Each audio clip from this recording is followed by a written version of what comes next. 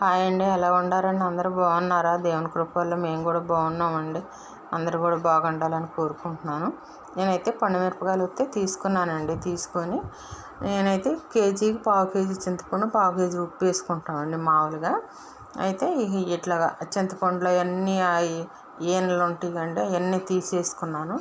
ఇక్కడ మిరపకాయలు అయితే నేను నీళ్ళతో కడుక్కోకుండా ఒక క్లాత్ నీళ్ళతో తడిపేసానండి. బాగా తడిపి అది గట్టిగా పిండేసేసి అది ఇట్లాగా తడి బట్ట బట్టి ఇట్లా తుడుచుకుంటున్నాను అనమాట. ఎందుకంటే నాకు వీడియో తీసేవాళ్ళు లేరు. ఒక చేతితో తీసుకుంటే ఒక చేతితో తుడుచుకోవటం అట్లా చూపించాను అనమాట. ఇక్కడ అవన్నీ తొడియాలు తీసేసుకొని బాగా కాయలు కూడా ఉంటే ఆ కాయలు కూడా తీసేసుకొని ఇక తొడియాలు తీసుకొని శుభ్రంగా తుడుచుకున్నాయని ఇక్కడ బేషన్కి వేసుకున్నాను. ఇంకైతే ఉప్పు అనమాట, అది ఒక గ్లాసు పావుసేరు గ్లాస్ అనమాట. ఇక అయితే నేను ఏం చేశానంటే ఇట్లా రోల్ ఉంది మాకు చిన్నది, ఆ రోట్లోనే చిన్న చిన్న వాయిలుగా వేసుకొని చింతపండు అవన్నీ కూడా చక్కగా ఈ కచ్చా పచ్చాగా రోట్లోనే దంచేసుకున్నాను అనమాట. అట్లా చక్కగా దంచుకున్నాను.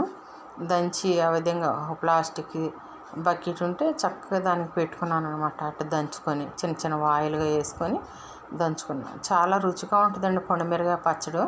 పెట్టుకుంటూ ఉంటారు కదా అందరూ. మనం ఏదన్నా అట్లు వేసుకున్నా, మనం అప్పుడప్పుడు చట్నీ చేసుకోకపోయినా కొంచెం ఈ పచ్చడి తీసుకొని తాలింపు వేసుకుంటున్నా చాలా రుచిగా ఉంటుంది. అట్లలోకి బాగుంటుంది. ఈ విధంగా అనమాట నేను ఈ విధంగా పట్టుకుంటాను అనమాట.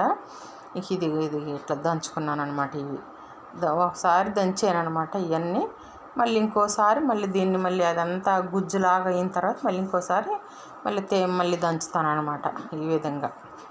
ఇక అదండి, ఇట్లాగా నచ్చితే మీకు ఇష్టమైతే ఈ విధంగా మీరు కూడా అట్లా పట్టుకోండి.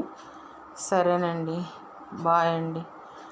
లైక్ చేయండి, షేర్ చేయండి, సబ్స్క్రైబ్ చేయండి.